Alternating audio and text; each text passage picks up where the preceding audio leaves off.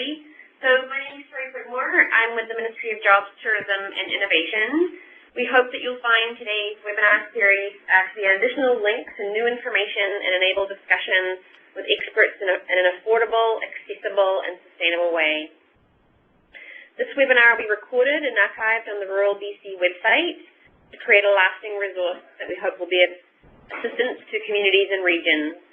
And as Darby mentioned, following today's presentation, we will be providing a survey where we encourage you to provide your feedback on today's session, but also other topics that you would like to see a webinar series run on. I'd like to welcome and thank today's presenters. You can see the list of presenters ideally on your screen. In the room today, we have Tanya Twanstra, who is the Director of Capacity Building for Citizen Engagement at the Ministry of Labour, Citizen Services and Open Government. Her team's role is to orient and train employees at all levels to help make citizen interaction with government more direct, efficient and effective, and in turn demonstrate how these tools can be used. Jan Inns is a communication consultant with more than 23 years of experience, including 10 years at the Regional District of Central Okanagan. As a speaker and trainer, Jan provides workshops and webinars on a wide variety of topics, including social media, public consultation, and media relations. Again, we have online Tracy Axelson, who's a communications manager with Community Futures British Columbia. Tracy is responsible for the development and delivery of projects like the Small Business Internship Program, supporting Community Future committees, as well as internal and external communications like the Community Futures newsletter and website. And last but not least, we have Kelly Bryan online. Kelly has been working as a Community Development Officer, and you can see him online there, for the District of Tumbler Ridge since December 2010. He graduated from UNBC with a Bachelor of Commerce in Marketing and International Business and has successfully completed the Economic Development Internship Program at Northern Development Initiative Trust in Prince George. So thank you to today's presenters. We're just going to move to the next slide where we'll outline the agenda for the session today. So we've just touched on the introductions. We're going to move next to Tanya, where she'll provide the Provincial Social Media Citizen Engagement Initiatives and overview. Next we'll move to Jan, Things to Consider. And next to Alex, some Twitter basics and social media management. And then Kelly is going to talk specifically about the District of Tumbler Ridge's social media efforts. Sorry, I'm stumbling today. Okay, and moving on to the next piece, I think, do we have a poll question today? Yes, we do. We've got a few poll questions for our audience. So I didn't get our poll graphic in there. We'll pop through that in a second. But if I could invite all of our attendees today to please vote on the following questions. We've got 3 for you to start. Does your organization utilize social media? Please, yes, no, or not sure. What's the case for you? We'll just give it just a few seconds here to tally the results. And I'll also be sure to post these results so that everyone can see them. Here we go. So we seem to have... it looks like we have about 84% yes. 10% no, and 1% not sure. Great. And for the next question, does the organization have a social media plan? Please vote.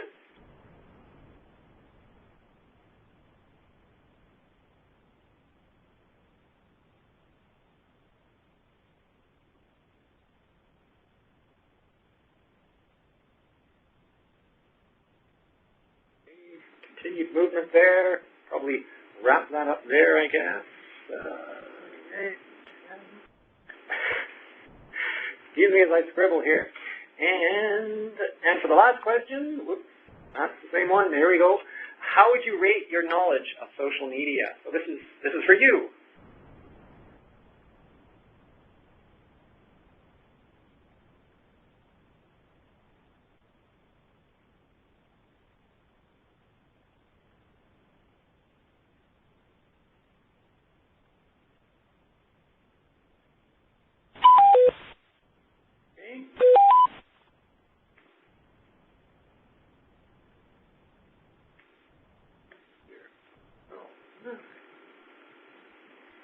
Great, okay, and I think hopefully everyone's able to see all of those. And that, just have to excuse me as we just pop past our whole chart.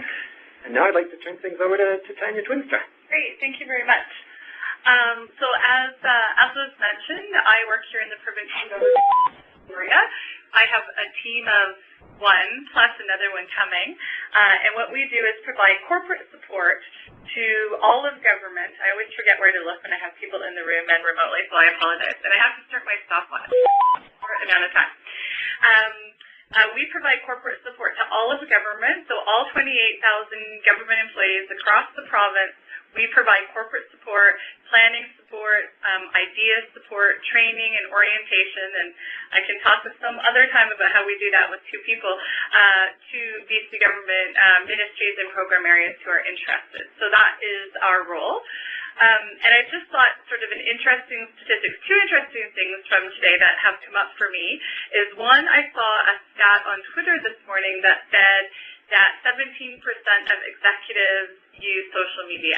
So there was a research poll that was done and said 17% of executives were using social media, which I think in comparison to if we just look at the numbers of you folks, I think was 83% on that first poll, is sort of interesting, and I think that is one of our challenges is how we convince executive and work with executives to move forward. So the other thing I think that's really interesting that's happening as we speak, and as I was being introduced, I was watching on my BlackBerry, John Furlong is reporting out on the riot review in Vancouver, and one of his recommendations is that police should have been using social media to communicate with citizens about what they were to do during the riot and how they were to get out of the city. So sort of interesting thing that's happening as we speak right now that could, impact all of us in the work that we do. So I just wanted to add this slide because this is how I feel a lot of days, and I think that maybe some of you could also feel like this some days, and it's hard to know where to start, and it's hard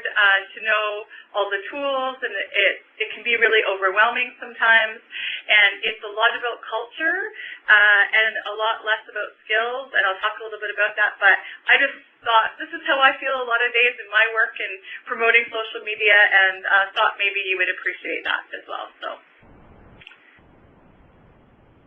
So where did we start? So the BC provincial government last November 4th, actually to be exact, released social media guidelines for BC public service employees. So before that happened, we had some things going on. We were doing some experiments and we were trying some things. We had the Olympics and we were using YouTube and Flickr and some of those activities. Those were experiments. We also had to change some regulation to allow for the use of social media, and then following that, released guidelines for employees. And those guidelines were really focused on trust for employees. And in conversations we've had in Canada and North America, that has really been a key factor in the release in social media guidelines. They're more often a list of what you can't do as employees, and and there isn't a trust factor. And so I think our guidelines were really unique in that they were built on a philosophy of we trust our employees to be responsible in the use of these tools just as we trust them in every other aspect of our work. That's a key theme. And that in addition to that, we make a commitment to train and support our employees in the use of social media. And so that's where our team comes in, both in terms of supporting the policy and also in terms of in terms of supporting the policy and doing the training as well.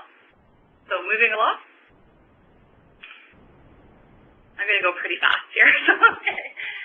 So one of the things that was really important to me, I have an education background and I come from an e-learning world where it was really important to me that if I was going to build a training plan for employees, that this had to be a lot more than a PDF policy document, which is often how often how we do things in government is we release policy and we just leave people to interpret that. And I felt really strongly that in this world of social media with new tools and the risks that could be and the possible interactions we could be having, that it was really important that we have a training and support model that supported employees fully. And so in addition to the guidelines and the experiments that I talked about, we provided support for ideas. So any ministry who came forward that said, we think we need to use social media to do this, we would walk them through a strategic planning process. We created a place internally, and I'll share that with you, where we want to showcase success and talk about the projects we're working on and how we resource those projects and all of the issues related to the projects. And we have a place for people to actually find out what other people are doing in one location. We created what we call our training funnel, which is we have online, anytime, anywhere resources. I'll also share those with you that any one of our employees can access. And we have a Twitter module, we have Facebook module, we have blog modules, and we're building more related to LinkedIn and Flickr and YouTube. We provide really specific learning opportunities. So similar to this, we have spotlight sessions every month. We bring people in from the outside, and we really have a community of evangelists that also are out there talking about this and helping us with some of the buzz. And then we provide really specific strategic support to ministries, like I'll use the example of Emergency Management BC, who obviously has lots of needs around using social media in tsunamis and all of those kinds of things. And so we provide really specific strategic support to ministries who ask us for that as well. Moving on. So now with 1 year under our belt, and I could talk about those first two slides for probably an hour, but this is what you get today, is a really, really short version. So with 1 year under our belt, we have 15 official Twitter accounts. We have 13 Facebook pages, 4 Flickr accounts, 8 YouTube channels, and 7 blogs. And if you could just click again. And if you're interested in what those are, if you're interested in following them or to learn more about them, you can actually click on the link there. I think you can probably, I won't go into it now, but I'm sure you can access these slides to get that link, and you can have a look at our YouTube channels, blogs, et cetera, et cetera. So go ahead. So what I really wanted to concentrate on today was what we've learned. So what we know is there's lots of ideas for using social media, and this is one of my favorite pictures because the ideas are not always so great. That being said, what we like to do is actually sit down with people and walk through their ideas. And so go ahead, next slide. What we know is it's a very, very fine balance. It's a fine balance between just going for it, experimenting and seeing where you're going to get to, and creating a plan and managing the risks associated with going for it. It's a fine balance between opening the conversations with your citizens, or in some of your cases, your clients and your customers, opening up that conversation and having enough resources to be able to do that. It's also a challenge to maintain people's privacy. I mean, people in a social media world tend to share a lot, and we have responsibility, at least in government, and I think many of you probably as well, under FOIPA, to protect the privacy of the people that we are working with. And so that is a really important consideration that we in government have to think about and plan for when we're talking about social media. It's also a challenge, and you probably know this as well as I do, having people, skills, and time versus the risk of not being part of the conversation and not listening and not hearing what people say. And those are all the things that we've had to balance. So what often starts is a conversation for us, either from the boss or the employee, which is something like an email, and this is almost true, exactly word for word, cut and paste. Dear boss, we need a Facebook page, please approve. And the response back is, why do you want a Facebook page and how will it help us? And the response is, it just will, please approve. And so often when people come to us, this is the point at which they come to us, and they're either really, really frustrated because they want a Facebook page and they can't get approval and nobody will let them, or their bosses or their executive have come to us and say, our employees have all these ideas and we don't really know whether they're good ideas, and so can you help us? So that's I'm just checking my time here. Okay, I'm on 8 minutes. I'm still good. So what we do know is that it has to be about more than just cool. It has to be about planning, and we talk about this often in any conversation we're having with ministries. But what happens is, rather than starting with a tool, if you actually go through a planning process, you can move along, that looks something like this. And we talk about preparing a business case. In the business community, they talk about use cases. But if you actually go through, and I call this a system, it's a systematic way of thinking about this. And many of you who maybe haven't been exposed to social media but have been exposed to strategic planning, this is something very similar where, and this is what we ask ministries to do, is just set your strategic context. Like, in what environment are you trying to build and use these tools? And what is the data that supports where you're going? Like, how many people are coming to you, how many people are looking at information, that kind of thing. Map out the current process, and I'll get back to why this is important. We didn't actually have this originally, and I'll talk a little bit about why it's important. The next 3 bullets for me are, you can't actually have a business case without these 3 pieces. They are absolutely the most important. Determine your audience. Who is it that you're trying to talk to? Are they where you think they are? Where are they? How do you communicate with them now? Do an audience analysis and figure out who it is you're trying to talk to. Define your goal and the business objectives. This is absolutely, without a doubt, almost the most painful part of any conversation I've had about social media and government, because it really is about the cool factor for a lot of people, and they haven't really thought through what they're trying to accomplish. If you don't know what you're trying to accomplish using social media, I can almost guarantee that it might be good for a little while, but it's probably not going to be a long-term initiative that you're working on. So you really do, and this is, I find an excruciating, painful process, but once you actually know what you're trying to accomplish and who you're trying to talk to, then all of the rest becomes clear. And then you can start talking about the tools, because I can tell you that the reasons why you would use YouTube are very different from why you would blog, which are very different from why you would use Twitter. And you don't know that. You can't start at the tool. You can't start at, we want to use YouTube. You need to start at, we want to talk to X group for this reason, and we think YouTube might be a solution because, and that all links back to the data that you have. So we don't expect this, strategic planning to be a 2-year process or a 3-year process, but we ask that ministries go through this as they're making considerations for social media. Then including in there, what is your proposal for change? So what is your actual solution? What are you trying to do? And then think about what are the risks associated with this, and included in those risks are things like information security and privacy. And then show the benefits. So what are the benefits of doing this, and what are the risks and benefits of not doing it, of not doing anything? Are there some risks and or benefits of just not doing that? And then you need to think about, and I don't know if this is the same for all of your organizations, but who is going to approve this? And how do they feel about this project? And do they just want it on their desk? I've seen a lot of social media projects get big X's over it, and it's because the executive or the person who's making the decision doesn't understand. So that's a really, really important key piece, is to think about who is the person who is going to give you ultimate authority for moving forward. Okay, go ahead. So in all of that, our tidbits of learning are, or these are mine. I don't know if these are corporate, but these are at least my learnings in the last 10 months of doing this work, is start with research. There is a ton of research out there. There is tons of information. It's hard to weed through. There is so much. But pick some key pieces of research, have a look at it, and learn a little bit about this. I think one of the biggest problems is people are trying to plan for social media, and they have never used social media. And so you can see a plan. It's so very clear. A business case where someone does not understand the power of the tool, trying to create a plan for the tool.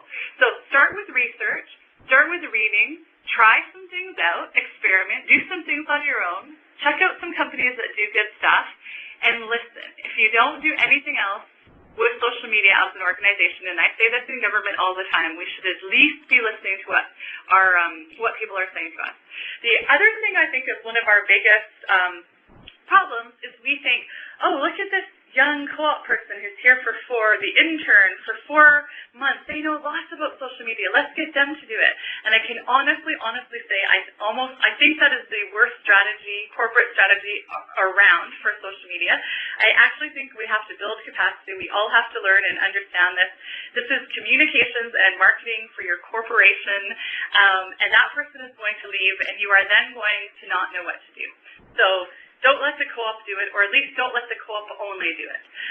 Plan big, but start small. And so one of the things I see is people come and say, well, this is what we want to do, and we want to use LinkedIn, and we want to use Flickr, we want to use YouTube, we want to have a blog, and it's ambitious and wonderful, and maybe you can phase that in, but it is really, really challenging to try and manage all of those channels at one time. So start small. I said this before, be really clear about the business problem. It is absolutely fundamental because tools will change and things will change, but if you know what you're trying to accomplish, you will always be able to move forward.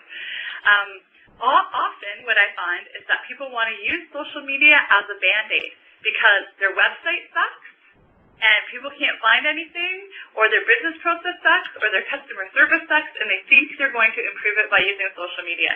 You actually have to look at your entire business process and your entire work process and how social media fits into the system, and that's why I talked about mapping the process out, because you have to figure out where social media is going to change what you do and change what people are going to do, because it will.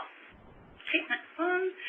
At some point, as I say, it will force you to rethink how your organization communicates and approves things. I can go into long stories about this in government, but I now have 2 minutes, so I'll keep going. The one interesting thing is you can have the best strategy in the entire world, but it all depends on the culture of your organization and culture of your audience. Are people there? Are they willing to start? Are they having that conversation already? And so there's a lot to be said about the employees within your organization understanding why you're doing this and knowing. They don't necessarily need to be social media experts, but they have to understand why your organization is doing it. Again, it will fundamentally change existing business process. I think this is one of the things we underestimate all the time. And then when you add social media in, people say we can't resource it. We don't have the right people working on it. It's because you looked at it in isolation, not in your whole business and what you're doing. And it will require more training and culture change than you think. Okay, how many minutes do I have? 2 minutes, okay. So step 1.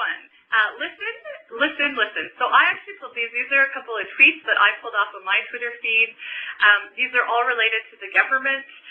So the first one is an education. It's a system within the Ministry of Education, or at least was. And there's a teacher who's commenting on why isn't the system working. I've entered all my information and my screen went blank, and you can see some swear words included in there. You will see that people are tweeting about some policies that they don't like about government, and some policies where income assistance recipients have been asked to declare income from bottle and pop can recycling, and people, it's interesting because that actually isn't even the correct ministry name, and so what's interesting is some of these things could even be myths or fallacies, and because we're not listening, we actually can't change this, and this information has the power to go out to many people. So if there's anything, you can move it along. If there's anything that I say about this is that just listening and just being there is a really, really big first step.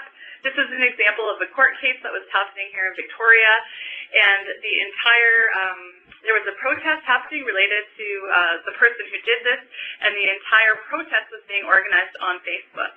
I happened to see this, go on my Facebook page, and notify the Ministry of Attorney General. This was my role, their communications department. Hey, did you guys know this protest is happening?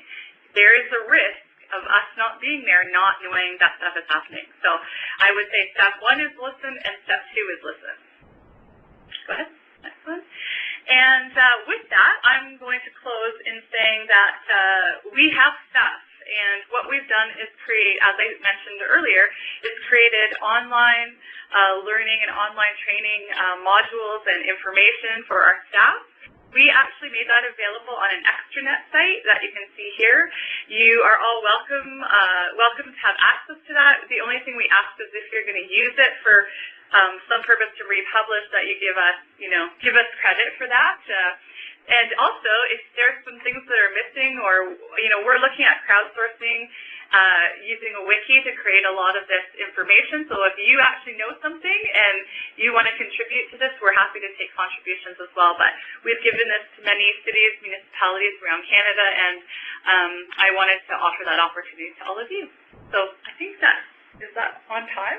Yes, thank you very much, Jenny. That's excellent. And what we want to do is actually open it up for a question or two here. So you're welcome right now. Here's your chance to post some questions. Again, I'll point you to that Q&A button at the top of your toolbar there. Please enter your questions there, and we may be able to take one or two now. Or you're also welcome to use the feedback button to indicate that you have a question, and we'll take them. So I am going to be opening up the lines. So I am asking all of our attendees to please ensure that their line is muted so that we don't have any feedback. And I'd also wish to remind you again, please don't go on hold with your phone, otherwise we'll be having music like we did off the outset. So hopefully that is no longer on. I am now unmuting the line. The conference is no longer in lecture mode. Great. So I do see that we do have one question up here. Is Flickr. And again, I just ask, I can still hear a little bit of feedback. If attendees could please mute their lines, which is *6. Flickr is a photo sharing site. So similar to the YouTube being a video sharing site, Flickr is for photos. We in the BC government are using it in some interesting ways. The Ministry of Transportation and Infrastructure is actually using it to post photos of things like highway closures, why highways are closed, some of the work they're doing in repairs, building bridges. So if on one of the initial slides, if you looked, I think it was the list of, like, this is how many Facebook pages, this is how many Twitter feeds. If you go on that link, you can see our Flickr channels there. And Terry, I apologize for talking too fast. I was trying to get through all of my material in 15 minutes, and I usually do this in an hour and a half. So it was my struggle today. Terry might have indicated that earlier when I was doing. Oh, okay. So it may have been me. Great. Felicity Adams, you've indicated a question for quite some time here. We do have just a few minutes. I'm not sure if you still have that question. If you do, please hit *6, and that'll unmute your line, and you can ask your question now. If not, Leslie, and I believe that's Leslie Lax, if you could hit *6, and please ask your question. Great, thanks. Can you hear me? Yep, go ahead, Leslie. Excellent. Just a question about Flickr in terms of the kinds of photographs that you have on that site. What would the difference be between having it on the Flickr site and having it on the Drive BC site?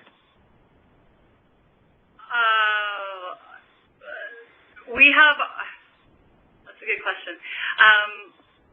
Drive BC has a Flickr, I think it's called a Flickr channel. They have a section on Flickr where they have their own photos, and that's how it's branded corporately. I also believe, and I might be wrong about this, is that they don't have comments on their Flickr page, which is different from how, I as a person would post pictures of my kids or whatever, my parents could look at that, but that's very different. So they have it set up to be more of a corporate page, just like we have a Government of BC YouTube channel where we post corporate videos of things that are happening around the province. Thanks. Thanks for your question there. And actually now I think if we could turn over to our next presentation, which is Jen M. And here are her slides, and there's Jen. So Jen, if you haven't already, could you hit *6 and unmute? And I believe I have. Great. We can hear you fine. Excellent. Thank you, Darby.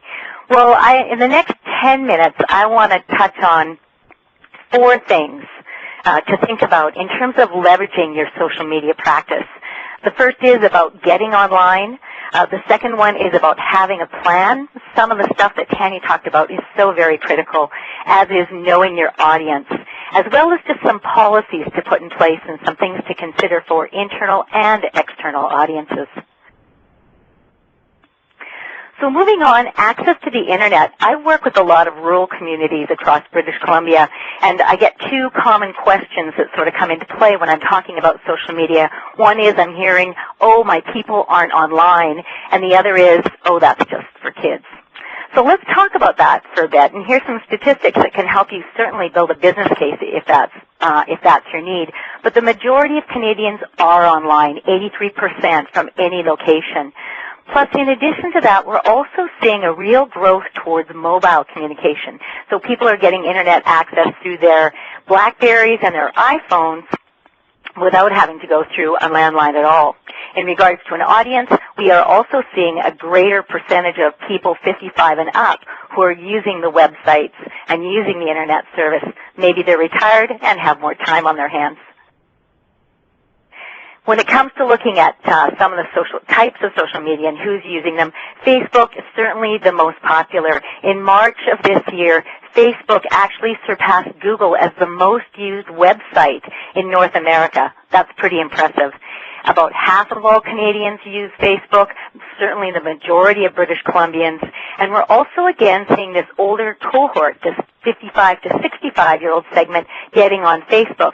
In this instance, the largest growing segment is women. Maybe they're just looking at pictures of their grandkids, who knows. But definitely something to consider. Facebook isn't just for kids. When it comes to Twitter, another form of online communication, I know some of you have Twitter without having a Facebook page.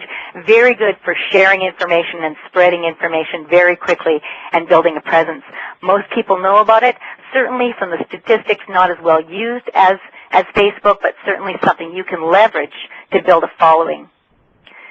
Oh, I went one too many. Okay. What I also want to mention then, though, is a piece around YouTube. YouTube, very quickly, we're looking at about, About a third of all Canadians are using YouTube, and it's a great way to leverage your existing Facebook platform or your website as well. Thinking about an example from Calgary with Mayor Nenshi, he uses YouTube, went out and bought a $25 stand for his iPhone, set it up, and used YouTube to tell a story that pictures and words necessarily can't deliver on. He did a little video clip on the construction around the Calgary airport that was driving everybody crazy, uploaded it, and got quite a few positive responses from people that said, wow, now I get it. So an excellent opportunity there to use something like YouTube to spread the word. The other point I want to cover off, and Tanya, hats off to you, because this is so critical. It's about a plan for your social media. Don't make it just an add-on. Oh, we sent a news release out. Oh, we'll just post it on Facebook. You need to know what you're doing. What is it that you want to do, and what are your objectives about what you're trying to achieve? Because if you don't know what you want to achieve, you'll never be able to tell if your social media platform is a success. You need to understand who your audience is and why you want to reach that audience. And you need to know everything about them. You want to know their hopes, their fears, their desires. What problems do they have, and how can you help solve them? That will help you decide what your message will be in terms of what you will say. But not only that, and key to this whole integration, is how you will deliver that message.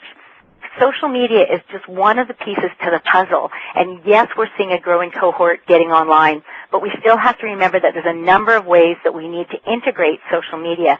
So you need to think about how that's going to be integrated into your overall campaign. Mass media, face-to-face, events, contests, all those good things, plus social media. How does it work together? Oh, okay, there's my YouTube slide. But really, I want to talk about Nenshi. I want to go back to this. Just because Mayor Nenshi of Calgary was touted as sort of the social media guru of Canada, with that, he really took social media to the next level when he introduced it when he was working on his election campaign. He certainly had a full, robust campaign, and when he's asked if social media is what took him his robust campaign to make him win the election, he'll say yes and no, and that in fact the magic was in the mix, was in the integration. His campaign has this wonderful purple color that he used to brand everything, even their headquarters. He did a lot of the traditional media, mass media advertising and the like. Plus, he also did a lot of face-to-face kitchen parties and coffee parties and town halls. But then he leveraged his social media to take it one step further, to take that conversation online. And that's what made it so successful, because he was able to use his social media to answer the concerns and the questions of his audience. He did such a brilliant job at this. In fact, the previous mayoral candidate said to his team, don't even try Facebook. Don't even try it. It's not worth it. He had set up a Facebook page and only had 400 people sign on. Nancy did it, and he was so popular, everybody tried to get on his page, including me, and this was the response that I got. Yeah, if you can read that, it says, sorry, this user has too many friend requests. What's with that? So definitely a successful example of use. So let's take a quick poll. So get close to your computers. I'm going to ask you to do a little exercise and then enter a poll question.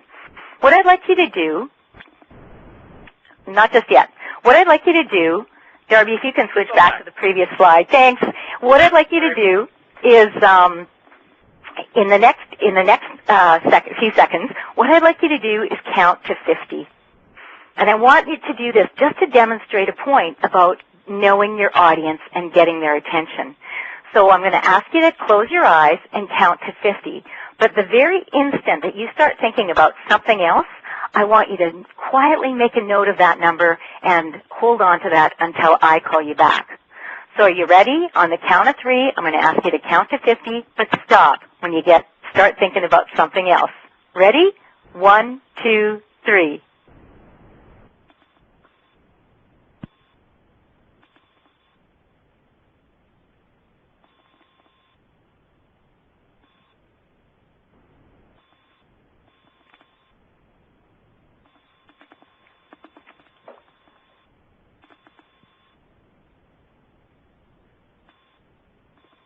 Okay, that should do it.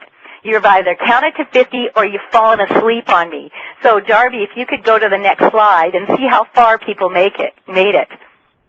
Thank you. If you can just enter in those numbers for me. Yeah. A lot of less than 10. Most people made it to 20. Excellent. Okay, so here's the thing. You're at the webinar today. Hopefully you're engaged. Hopefully you're paying attention to what I'm saying and what we're delivering today. And I'm asking you to do a simple task to concentrate to see how far you can count without start thinking about something else. A couple of you made it to 50. Hats off. You probably had your eyes clenched and your fists clenched and intense powers of concentration. Well, the majority of you are somewhere in the middle. It's hard to hold people's attention. It's hard to get it, but it's even harder to hold it. About 3,000 media messages a day is what we're getting bombarded with across North America. Media from newspapers, billboards, radio, all those things. Plus, we got to get the kids to school. We got to get the report done for the boss. We got to make that meeting. All those good things. People are busy, so you really need to know your audience in order to make sure that the content. Darby, if you can move the slides, that the content you deliver meets their needs. There we are. Thank you. And Tanya, you touched on this, but I can't tell you how important it is to know what it is that they need for information, what can you provide of value, and to spark a conversation. Here's one that I follow in my business, and it's about green business in San Francisco. Lots of great information that they post, and lots of conversation. So think about what you're posting, and think about how you can spark conversation. Ask people for what they think. Maybe seed it. Maybe you have a couple friendly businesses that can get on there and give some feedback that everyone can see and start the conversation rolling. Find ways to engage people. Another one, and Rebecca, if you're on the line, I thank you. I guess I am asking for forgiveness, not permission, but I kind of stole your a screenshot of your Fraser Fort George webpage, and that's because I also wanted to talk about the fact that the tone of language that you use in your social media needs to be really very much like a conversation. I like the way you talk about answering that question for your audience. What are you going to do after graduation as part of promoting your youth entrepreneurship program? And hopefully that's tied into a whole bunch of other opportunities for people to learn about that message, or in this case, kids in grade 12. So think about that tone of voice as well. The last thing I just want to touch on here are just a couple things for policies. Tanya, thank you so much for sharing those policies for people. There's also a whole bunch for both internal policies and external policies on civicinfo.bc.ca. Check out places like the Port Coquitlam. They're the UBCM award winners.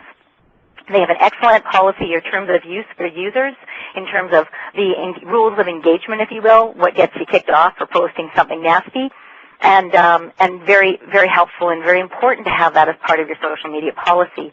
And one last update is that there's also these FOIPA considerations around the Privacy and Protection of Privacy Act.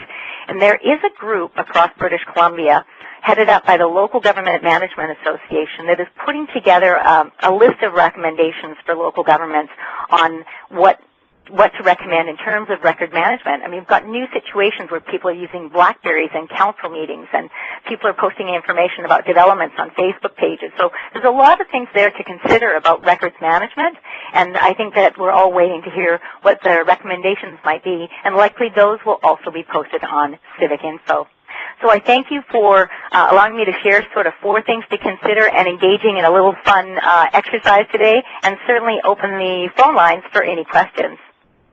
Great, thanks a lot, Jen. You got a lot in a very small amount of time that I gave you there. I think we will actually need to go on to Tracy at this time, but I do want to note for our audience that Jen will be certainly available for the discussion period later here. So please, absolutely, thank you. Thanks, Jen. If we could move now over to Tracy. Hi, everyone, and believe me, I'm feeling like a solid third right now. These 2 ladies have been brilliant, and I really thank them for setting the stage, and hopefully I can keep up with some of the good information that they've shared. I am actually coming from a different tact. In my position, I have mostly been helping people set up their Twitter sites. And I have a strong affinity with Twitter, mostly because I've had a lot of success using it. We built our own search engine optimization incredibly. We went from about 150,000 hits to over 2 million. So it was kind of an exciting time for us to see how Twitter could actually increase our SEO. And that's, stuff that I don't really want to get too involved in, because I really want to involve you in actually setting up your site to make sure that it is engaging and interesting and fun. One of the most important things you need to do is understand that the initial site that Twitter will put up for you, the template or whatever it is that you have, it is not engaging. People will see that site and they will not follow you because they will not think that it is a place that is actually active, that you're going to have anything to contribute or have anything fun to do. So what you really need to think about is building your face, building your avatar. And, avatar on the internet does not mean a manifestation of a deity, nor does it refer to a James Cameron film. It really is this face, this little square graphic representation of a company or a person or something. And the avatar is what will be typically seen when people are going to try to follow you. They'll have lists and lists and lists of possible people that they would find a search engine, and they're going to be looking at the picture first, and then they're going to be looking at what you may have written about yourself in your quick bio. But what I did was I went online and I found 100 really cool avatars. And while these are really cool avatars, I actually struggle with their effectiveness for people in business. I find that the actual better way to go, if you would ask me, is down below. And my thing is not working where I would drag. But down below you can actually see where there would be a logo and or a face. Oh, here we go. The logo and the face. Is that you doing that, Darby? Yeah, it's a little indicator. I'll help you along. Thank you. The thing that I'm trying to do here is make sure that you have these 5 elements to consider when you're building your avatar. Number 1, there has to be recognition. There has to be a way that somebody would understand when they're looking at that particular thing in a list of a number of people that they potentially would follow, that it is somebody that they recognize or understand, or that it at least has meaning and relevance, it has an expression of who and what your organization is. I do think that that's really important. And uniqueness, again, that speaks to the engagement. You will be able to impact your potential users by having a really cool avatar like this, and unique is fun. Too unique is an intrusion. There are avatars out there that have like spinning lights and dancing girls, and I don't think that a lot of people will go that particular route. So, avatars, these are ones that I picked from people that I do follow. And you can see that they're talking about their brand, they're increasing their brand recognition, there is meaning, there is relevance. I mean, everybody can sort of know that this one here is probably BC Hydro related, and wild, well, it's actually about wild salmon, and this is a Haida princess. So, these are really important. The sizing matters. The avatars will appear in these different sizes on your site, and they will be square. So you want to build your avatar square, and this could just be a cropping button, and your cropping happens in Word and Excel. Like, you can use your cropping anywhere. There's lots of different places that you can crop it into a square, because if it's not a square, the Twitter site will actually force it to be a square, and it could make it unique, but it's also make it kind of a little strange. Again, it's interesting. Our site right now has this particular avatar, and I do change it from time to time just to keep it fresh and keep people looking at the site. So the next thing to think about is the background. Again, an engaging background is important. The Twitter people have put out a very standard background look, and it's fine, but again, if the avatar is your face, the background interface that you've used is actually your clothing. So it really is another representation of you and another way that's going to impact your current and potential followers. So you want to try to either come up with a picture or find another background situation that is part of Twitter. Now, when you do sign up, where you're going to be looking to do any of these kind of changes are up in this corner. And what you'd see is Community Features BC is our Twitter account, and you'd click on this drop down so that you would get settings. Once you're in settings, you would get all of these different ideas on how to select a theme, and you can select any one of these. These are very interesting themes, and when you overlay them with your own avatar, they're quite nice, but you can change your own background. Again, you can kind of see ours. I've got a tree that appears on ours when it is in its full mode, and I've used our branded, sidebar. So that just helps everybody understand, how to be a little bit more creative, a little bit more engaging, without being, over the top and intrusive, and because those are really important things to think about. And I know that it seems really strange to think the first thing you need to know about Twitter is how to build the site, but it really is, because, it's kind of like that first impression. When you don't have that hand to shake or that face to look at, this impression really does make a big difference. I know I'm impacted by it completely. Again, if I see somebody has not even bothered to change their avatar, I do not follow them. So they just are not going to be engaging to me. What's actually been really exciting lately is the different ways that you can manage a lot of your media and bring it down to being a little bit less of a chore. I was recently in a webinar where they were talking about how social media is actually becoming a better way to advertise. It's actually becoming the way to advertise, because more and more people are saying that they are finding new customers and new ways to engage that are not, you know, standard collateral, a bunch of brochures, a business card, all those things, all that printable matter that goes out there into the universe. And maybe you're going to hit on somebody that's interested in what it is that you have to sell, or maybe you won't.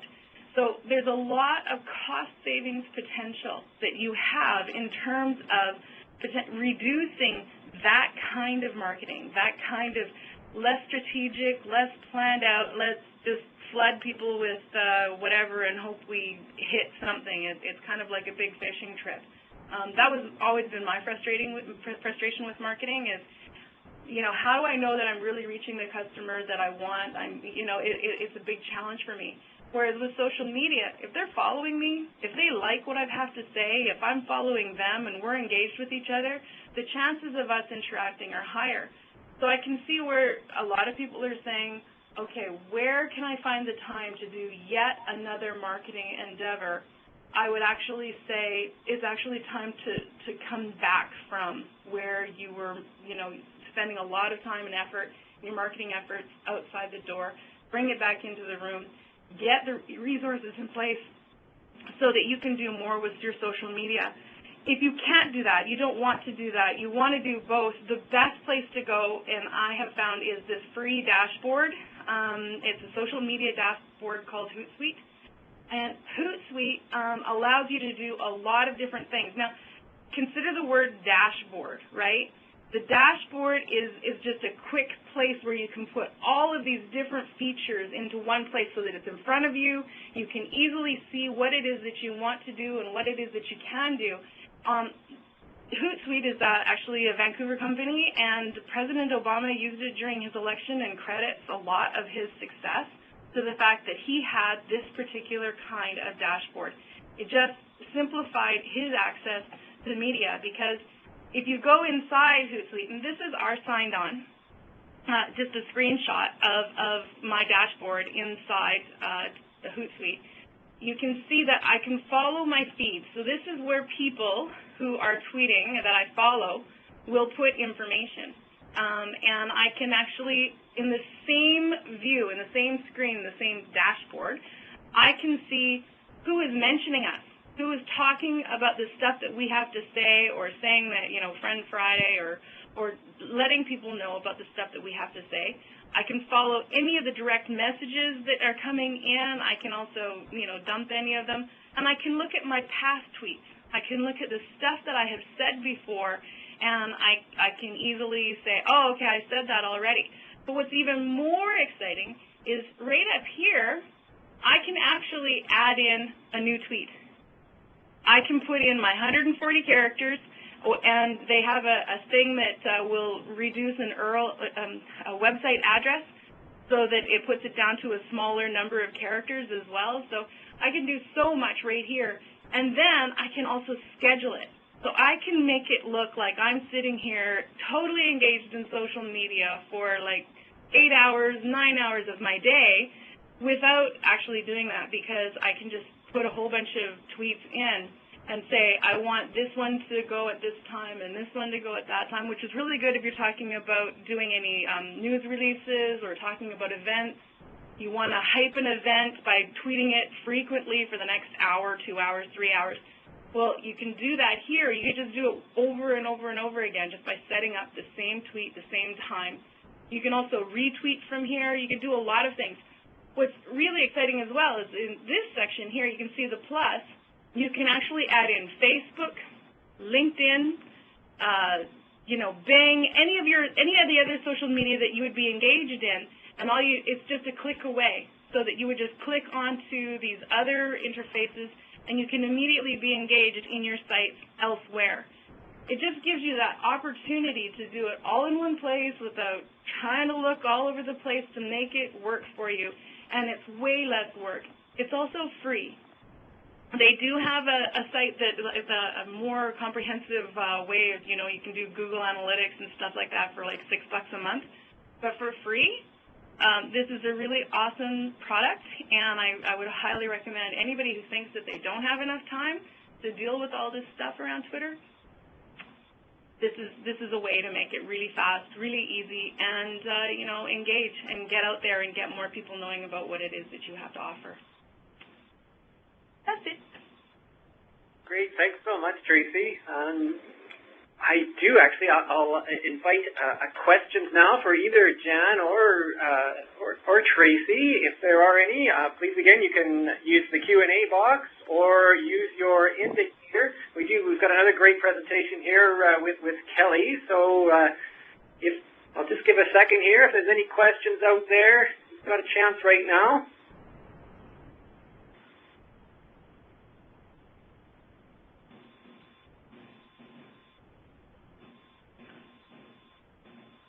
Okay, well, we'll hold on for the broader discussion period that will take place after Kelly's presentation. So, Kelly, please, can you go ahead? Hello. Can we hear me okay? I certainly hope so. Thanks again, Darby, for letting me be a part of this presentation. I really appreciate it. And what I have for you guys today is a short little presentation, sort of a case study, if you will, about some of the things that we're doing up here in Tumbler Ridge. Before I get started, I'd like to give a shout-out to all of the UNBC alumni who are on this call. Go T-Wolves! Rock and roll. I figure I need to give the shout-out there. So let's dive right in. Once I find my mouse cursor. There we go. Okay, so a bit of an overview about what we're going to be talking about, some of the things I'm going to be covering today. I just want to give you a quick background about Tumbler Ridge, the situation we find ourselves in, and why we think it's a good idea to resort to social media, other than it being the cool thing to do. We're going to talk a bit about our plan, how we developed it, some of the ideas we used going into it, current social media approach, and a few tactics, and then we're going to get into our future plans. Now, I have to preface this by saying that I am by no means an expert in social media. We are just beginning to explore the wide world, which is social media marketing. So don't take what I say as gospel, but do think about how your organization can utilize some of the things I'm talking about here. Background: Tumbler Ridge. So for those of you who don't know, we are located in northeastern BC, home to approximately 3,000 residents. So we are essentially the definition of rural. We're at the end of the road, so there's not even any through traffic here. So there you go. Our major economic drivers are coal mining and wind power. At this point, we have 2 operating mines, 2 mines looking to come in over the next couple years, and we have 2 wind power projects currently being constructed. So lots going on. Our population is expected to double over the next 3 to 5 years, which is great news. But obviously, how do we keep up with keeping our message out there? How do we keep folks engaged, and how do we build a community around that? We do recognize that small business is integral to community growth. We don't want to be just sort of a glorified work camp. We do want people to move here. We do want people to set up shop and bring their families. So we figure social media is a good tool, at least to start that. And again, keep in mind that social media engagement is a relatively new endeavor for us. We're just getting a feel for it. We're essentially in our pilot stage, so bear with us here. Okay, so our plan. A few things we thought about when we were getting into the social media thing, probably around 6 or 8 months ago, around the time I started here, was we wanted to determine what our target sector was going to be. Being that we didn't have a whole lot of resources to allocate to this particular project, we had to choose something that would be easily off the ground. So what we did, and what a lot of this presentation will be tailored to today, is tourism. We figured tourism was a great way to jump things off. We figured it would be the easiest way to get a lot of engagement from folks. And then we went to decide what's our niche going to be. Now, obviously, Tumbler Ridge has a lot of great tourism opportunities for small business operators and owners, but we're no Whistler, all right? We don't have the 5-star accommodation. We don't have the $1 million ski hills. So we had to think about what is our niche? What do we do best in BC? And we discovered that it was adventure tourism. Backcountry hiking. What other place in BC can you go and visit 40 waterfalls in the stretch of 3 days, kind of thing. So that's what we decided to focus in on.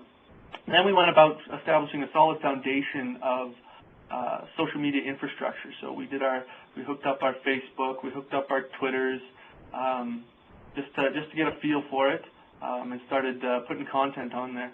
And now the current step that we're in is informing, engaging, and motivating users in order to garner our product champions. And those are what you want when engaging in social media marketing, is you want folks that have good things to say about your organization, about your community.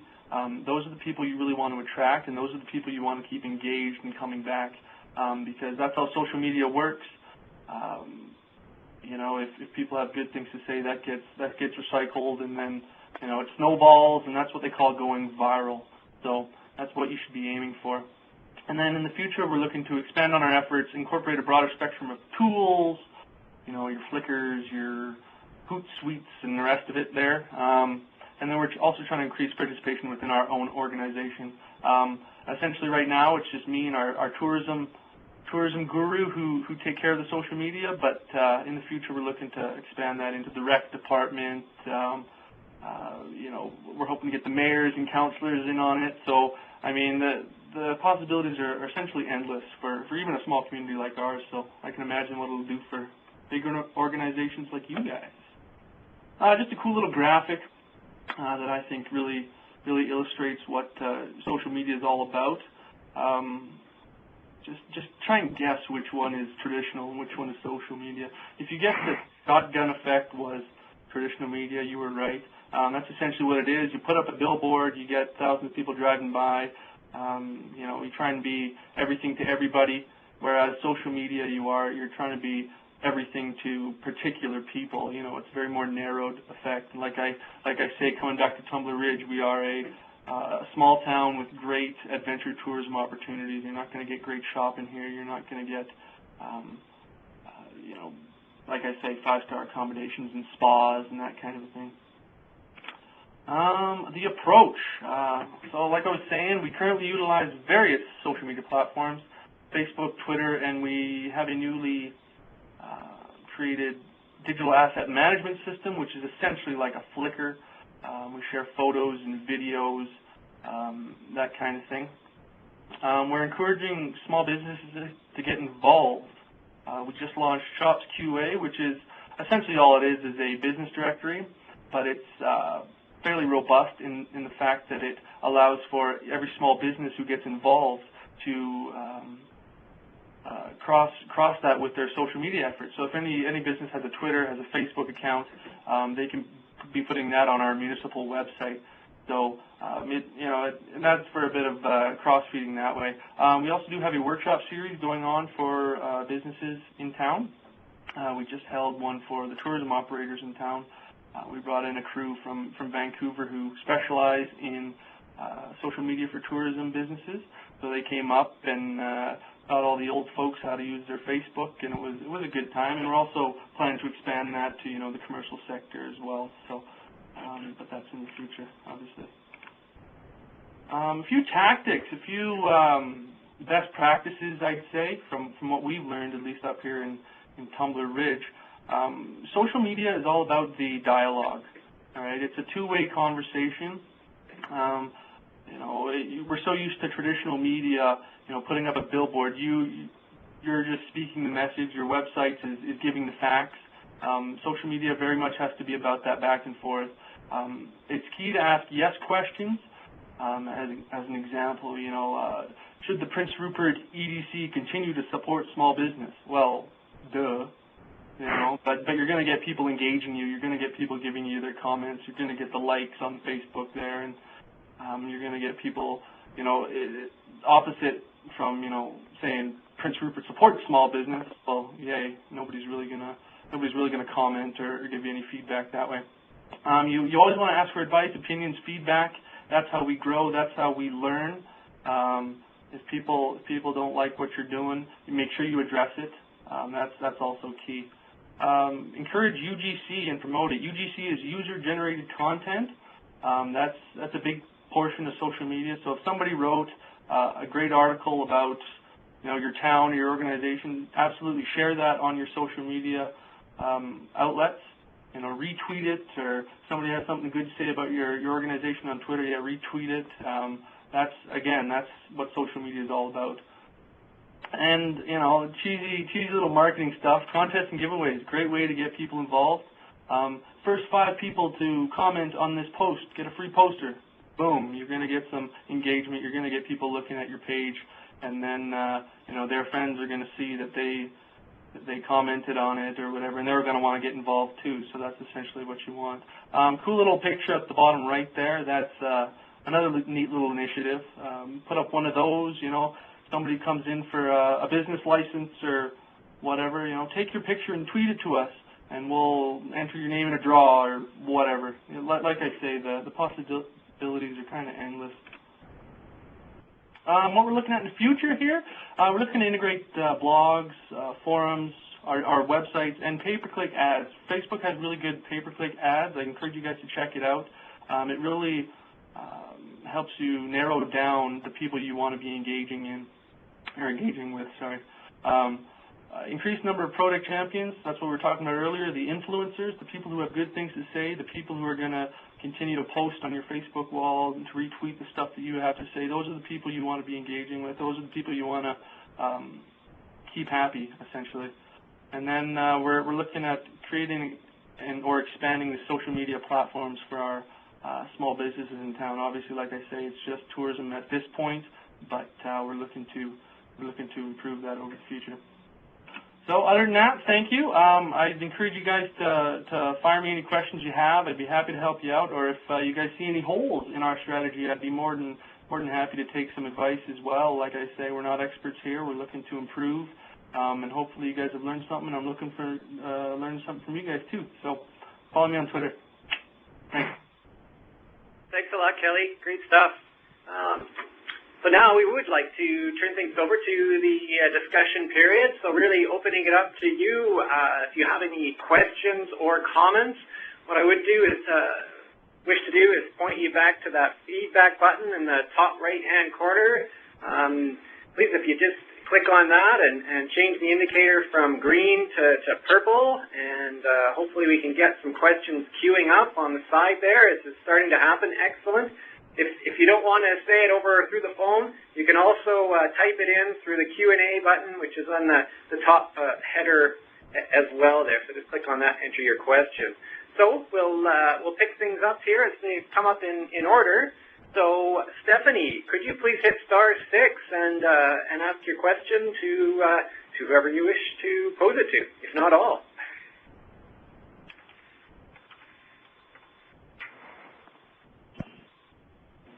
Hi, Stephanie. I'm not sure. Well, we're not able to hear you yet. Have you hit *6?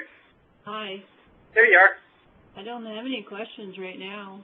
Oh, okay. I just see that you changed your indicator from proceed to question. So I thought you had. Yeah, I did that because you prompted. So sorry. Oh. Okay. Felicity, I don't think you're there, but Terry, do you have a question for us? Hi there. My name's Renee. Actually, I'm sitting in with Terry at the Fraser Fort George Regional District. We launched our Facebook site last summer, initially with sort of following the lead of the Caribou Regional District and the Forest Service, how they were using their Facebook site for public information during wildfires. We've kept the site active. One of the challenges that we have is around the content. We don't have a large number of people following us right now. I think we're at about 135 or 150 or so. And they're not, when you click on to see who's liked you, they may not all necessarily be sort of our typical residents. A lot of them are people like outside the region or other local governments and stuff. So around content and what you put up to, are you putting content that's going to appeal to your current people who like you, or the audience that you're trying to attract, and you're hoping that the more you go, the more that you'll be bringing in the numbers? Thanks very much, Terry, for your question. And yeah, Tanya, would you like to speak to that? I think you can do both. And I don't know that, I mean, it kind of goes back to what you're trying to do, right? Like, what are you trying to accomplish with your Facebook page? And is it just about followers? And is it just about people liking you? Or are you trying to engage in a conversation, or are you trying to give them information or improve what you're doing or have a dialogue? Like, you know, so my personal advice would be to get really specific, at least to start with, in terms of what you're trying to do, and then figure out, is this all about attracting people? Because my sense is that we say that that's a measure of how successful we are, but I'm not sure that it makes that much of a difference. So the other thing I would say, and that I encourage people to do, is to try and think through like a content plan and think about sort of the rhythms and when you want to post and what topics you want to post on, and don't make it a mishmash, but kind of have a rhythm to what you're doing, and try to map that out over 6 months, just even for your own self to think about it. Like, take the time to think about your content strategy, and you know, you can look that up too, like different people's content strategy. But that's the advice I usually give to people, is actually sit down and map out what it is you're besides what you're trying to accomplish, what it is you want to say. And I'll also leave it at that for others to comment on. Yeah, thanks, Tanya. Are there any other presenters that want to speak to that question? Darby, it's Jan. I was just going to say I totally agree with what Tanya's saying, right? It's like, what is it that you want to do in the first place? And then looking at, these are some of the goals that we'd like to achieve, and how can we integrate that Facebook page in with everything else we're doing? Because, again, we have to drive traffic to that Facebook page and get people's attention, get them to go on there. So it needs to be integrated.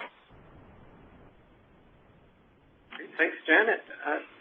Tracy Kelly, if you wish, or if there are any other comments out there, we're still also welcoming other questions. I would wonder, sorry, it's Tracy here with Community Futures British Columbia. With us, our plan has mostly been dedicated to actually getting more people knowing about our programs and services. So I think that in a regional district, much of what you would be talking about would be along those same lines. I also use the Twitter sites as an opportunity to link back to our site a lot. You can do this in Facebook or Twitter, just so that you can actually increase the number of people who are coming to your website as well, so they can see more and more of what you're doing. One of the more interesting stories that we have is in Houston, so that's BC, just by Smithers. The city was having a bit of a challenge around having food carts that were being allowed to sit on the sidewalks and sell food. The restaurants in the area were saying that they didn't want that particular venue to be allowed to be there. So our Community Futures office there tweeted, and they also went on Facebook, and they told everybody about the city council meeting that was coming up, and to get there and to express their opinion and their views. And they had over 200 speakers show up. This is a Houston or Smithers, you know, I mean, a tiny little community where, you know, you wouldn't think that lunch carts would matter. So there is, you know, there's very targeted things that you can do, but I guess, you know, really try to bring it back to your website, bring it back to your home, and bring your own programs as much as possible. Well, Tracy. Any other comments out there to that question? Or, again, we're still inviting other questions. Bring this over to me. We do have a few discussion questions up here that may encourage discussion. What challenges have you or your organization faced with social media? So here we've got some specialists, I may call them that, here with us today, and maybe some of the audience as well would like to speak to that. What opportunities has social media created for you or your organization? And again, do you have any questions, as I've been saying, or even any tips for us? If you do, please use that feedback indicator again to indicate you got a question, or use that Q&A box.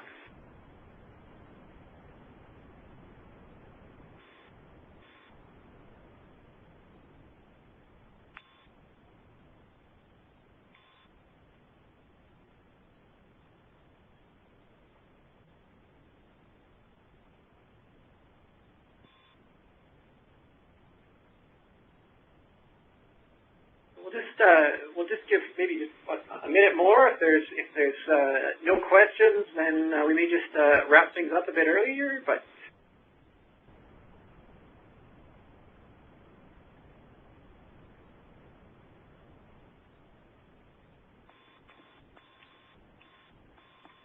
okay. Thank you very much. And with that, I'd like to just point you towards some resources that we have made available. Here we've got citizen engagement at Tanya's a link, is it not? Or? Well, this is the public link, but I had given the link to the extranet in my presentation, and I think that that will be much more useful to you than this. Actually is just the guideline. It's just the social media guidelines publicly. Okay, great. So again, these slides will be available in the handout section, so please do download those now. There's Jan N's communication, and there's Jan, and futures as well. We've got there's Tracy, of course, and I'm speaking up on all of you. And here I come, Kelly, and there's Kelly in Tumbler Ridge. Some of our staff actually here at the Robisi Secretariat suggested to put this resource up, and it's Matthew Crozer. It's a group from Australia who put this up on Facebook, does online community engagement work for local governments. It's quite good, so I would recommend that you give that a try. Oh, we're blocking him up now. I should be coming back to myself, shouldn't I? Thanks, Kelly. And finally, contacts here. So, yes, just wrap things up and say thank you very much to the presenters that have joined us today. Thank you to all of the participants. We would really encourage you to give us some feedback on today's session, and we will send out a survey for you to give us some of that feedback, both on how today's session went and also future topics that you'd like to see. So we thank you, and we're gonna wind down and hang up. And if you have any follow-up questions, please send them to us. Great. Thanks so much. Okay, thank you. Thanks so much, everyone. Thank you.